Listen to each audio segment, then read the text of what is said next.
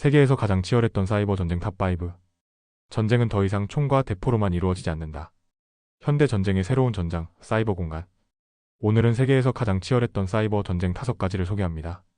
5위 2007년 에스토니아 사이버 공격 최초의 국가급 사이버 전쟁. 사건 개요. 에스토니아가 소련군 전쟁 기념비를 철거하자 친러 해커들이 대규모 사이버 공격을 감행. 정부, 은행, 언론사 웹사이트가 전부 마비됨. 공격 방식. 디도스 공격으로 온라인 금융 시스템까지 마비. ATM도 작동 불능, 온라인 뱅킹 서비스도 중단. 결과 3주 동안 국가 마비 상태. 나토는 이 사건을 계기로 사이버 방어 체계를 강화. 탈린 매뉴얼, 즉 국제 사이버전 가이드라인이 만들어짐. 4위 2008년 러시아와 조지아 사이버전. 사이버전과 실제 전쟁의 결합. 사건 개요. 나모세티아 지역을 두고 러시아와 조지아가 군사 충돌. 전쟁과 동시에 러시아 해커들이 조지아를 공격. 공격 방식. 조지아 대통령 홈페이지에 러시아 선전 문구 삽입. 정부 사이트, 언론사 마비, 정보 조작 발생. 결과 사이버전과 군사전이 동시에 진행된 첫 사례. 조지아는 나토의 사이버 방어 지원 요청. 3위 2010년 스톡스넷 공격 사이버 무기가 현실을 파괴하다. 사건 개요. 미국과 이스라엘이 이란의 핵 개발을 막기 위해 특수 해킹 개발. 이란의 나탄즈 우라늄 농축 시설에 침투. 공격 방식. USB를 통해 스톡스넷 유포. 핵 원심 분리기의 속도를 비정상적으로 조정, 시설을 물리적으로 파괴. 결과 이란의 핵 개발 1년 이상 지연. 사이버 공격이 실제 시설을 파괴한 첫 사례. 이후 사이버전이 국가 안보의 필수 요소로 떠오름.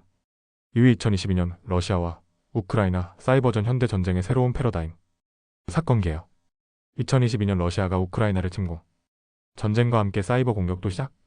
공격 방식. 우크라이나 정부, 금융, 에너지 인프라 대상 대규모 해킹. 와이퍼 악성 코드를 사용해 데이터 삭제. 스타링크를 활용한 인터넷 복구 시도. 결과 전쟁과 함께 사이버전이 진행된 대표적 사례. NATO 및 서방 국가들의 사이버 방어 지원 강화.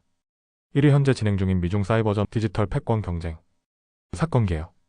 미국과 중국은 경제 군사 기술 분야에서 디지털 패권 경쟁 중. 서로의 핵심 인프라를 해킹하며 공방이 지속. 공격 방식. 미국 중국의 군사기업 네트워크 해킹. 중국 APT-40을 해킹 그룹을 이용해 미국 정부기업 데이터 유출. 결과 미국은 화웨이 틱톡 등을 규제하며 보안 강화.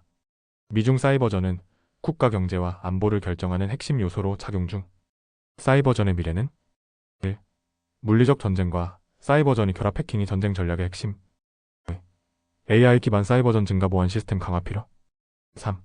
국제적 사이버 안보 협력 필요. 나토, UN 등 사이버 보안 동맹 강화. 결론. 사이버전은 이제 현대 전쟁의 필수 요소.